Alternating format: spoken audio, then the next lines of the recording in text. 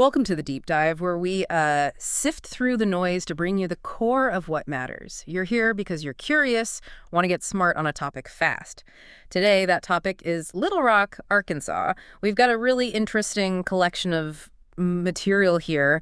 A top things to do piece that feels pretty personal, those revealing Google reviews and some real local knowledge. Yeah, the kind you don't always find in a standard guidebook. Exactly. Our mission, to pull out the most fascinating, useful insights. Maybe you're planning a trip. Maybe you're just curious about the capital city. And to get your mental gears turning, just think about this. Little Rock's tourism pulled in nearly $2 billion in 2022. Wow, $2 billion. That's a serious number. Right. And the city's actively preparing for even more visitors. Okay, so let's unpack what's behind that. That multi-billion-dollar figure really makes you wonder, doesn't it? What's attracting so many people? It's fascinating because it suggests a real appeal beyond just being, a state capital. Hints at a city actively cultivating a visitor experience. Absolutely. And it looks like a huge part of that experience is centered right in the River Market District. Our source calls it the place for live music, food, entertainment. Okay. And the anchor, the Riverwalk Farmers Market, actually hit its 50th anniversary this year, 2024. 50 years. Wow. That kind of staying power says something, doesn't it? It really does. I mean, that kind of longevity isn't just about tradition. It often points to a really vital community hub that's, adapted and stayed relevant. And the fact that it's now surrounded by this thriving district, restaurants, bars, events, it suggests a pretty successful evolution, like the market sparked more growth. Yeah, exactly. And the variety sounds impressive. They mention everything from casual spots, quick bites, to venues hosting big-name concerts. Apparently an artist like Chappell Roan has played there. Okay. Big names. Plus, there's the first security amphitheater, putting the music right there by the river. You can just imagine the atmosphere. Yeah, that riverfront location is smart. Yeah. And for everyday eats, there's a food court and market. Local stuff, international flavors too. Sounds like you could easily spend a whole day just in that one area. That focus on activating the riverfront, we see that in successful cities all over. Recognizing that pull of the waterfront and making it a focal point for, leisure, entertainment, the music venue, plus the food scene that's a powerful magnet for locals and visitors. Definitely. Now, speaking of the river, kayaking on the Arkansas River gets flagged as a must-do, especially in summer. Okay, on the water. They describe a gentle flow, so it doesn't sound too intimidating. And you get these unique views of the river market downtown. You see the Broadway Street Bridge. It sounds like a really different way to see the city. It does. Getting out on the water, it just offers a completely different perspective, doesn't it? You're not just looking at it, you're kind of in it. The cityscape, the natural environment. And that detail about the gentle flow is key. Makes it accessible, broadens the appeal.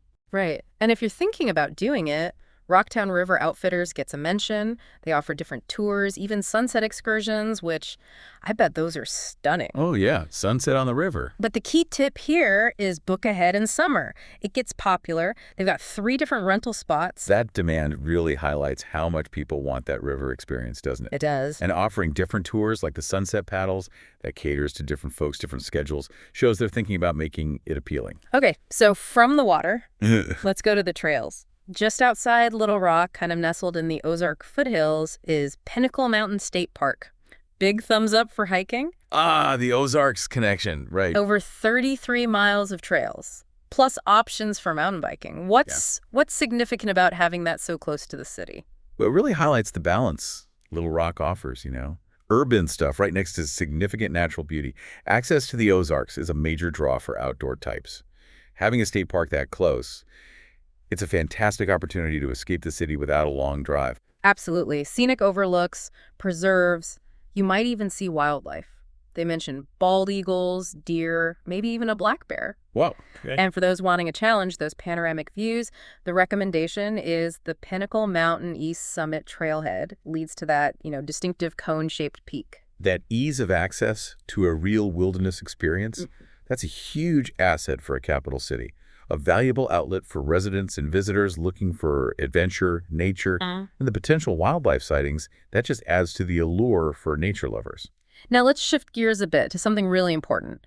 The Little Rock Central High School National Historic Site. A heavy topic, but essential. Yeah. Our source rightly underscores its central role in the civil rights movement back in 1957. Why is it so critical we remember this particular place? Well, this site stands as just such a powerful, enduring symbol, a pivotal moment in American history. The sheer bravery of the Little Rock Nine facing that intense resistance to school desegregation. It's a story that, frankly, needs to be remembered, understood by every generation. It just underscores that long, difficult struggle for civil rights, for equality in this country. It truly does. And the chance to actually walk those grounds, maybe with a park ranger sharing the students' personal stories, that must be incredibly impactful. Absolutely. Plus, the visitor center has interactive exhibits focusing on the Little Rock Nine, the lasting impact of segregation. It feels like more than just reading history, almost like stepping into it. Being physically present where such significant events happen, Yeah. it creates this visceral connection to history you just can't get from a book. Yeah. And those interactive exhibits are crucial, right? For engaging people, making sure the lessons from that period aren't forgotten. Okay, moving to something reflecting perhaps more of the modern local culture, the craft beer scene. Ah, yes. Always interesting. Apparently, Little Rock has a pretty vibrant one. Lost 40 Brewing and Flyway Brewing get mentioned as key players. What does a strong craft beer scene usually indicate about a city? Well, the growth of craft breweries often mirrors a broader trend, right? Supporting local businesses, wanting unique, high-quality stuff. It can also signal a thriving social scene. Breweries often become these community gathering spots, offering more than just beer. They create an experience. Exactly. Our source even suggests a self-guided tour of the downtown Eastside breweries. Sounds like a fun outing, live music, games, food trucks, often part of the scene. Nice. Camp Taco at Lost 40 gets a specific shout-out for their Mexican ramen. Mexican ramen. Okay, that's creative. Doesn't it sound like it? That blend of local brewing, entertainment, diverse food, it really enhances the city's appeal for, leisure, socializing. For sure. And that specific mention, the Mexican ramen, adds intrigue. Suggests a food scene willing to experiment a bit. And the food scene generally sounds pretty exciting. We're talking Southern comfort food, but also blended with international flavors. The fusion aspect. Ottenheimer Market Hall is highlighted. You can find traditional dishes, but also more modern culinary fusions there.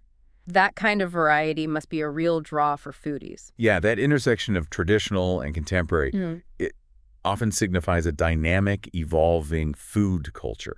Shows respect for heritage, but also embracing new influences, catering to more palates. And if you're craving classic Southern stuff, Gus's world-famous fried chicken gets a nod. Can't go wrong with famous fried chicken. And the River Market pops up again, this time for its diverse eateries, Thai, Middle Eastern, you name it. Versatile place, that River Market. And for maybe more special occasions, there are award winners like Jones's Barbecue, which apparently landed on the New York Times' list of 50 best restaurants. Wow, NYT recognition.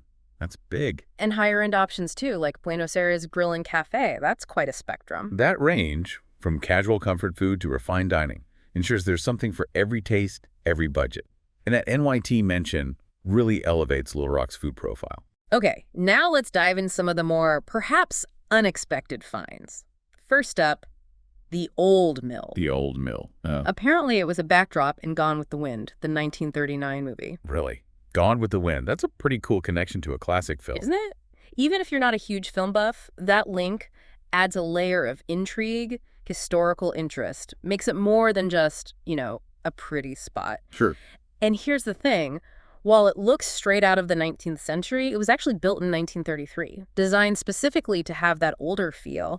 So it's a recreation. Interesting. Yeah, a bit of historical recreation, but still full of charm. Apparently perfect for photos, picnics. The tip is to go early morning or spring fall for the best light and colors. Creating that sense of history, even if it's not technically original, can be really effective for attracting visitors. Yeah.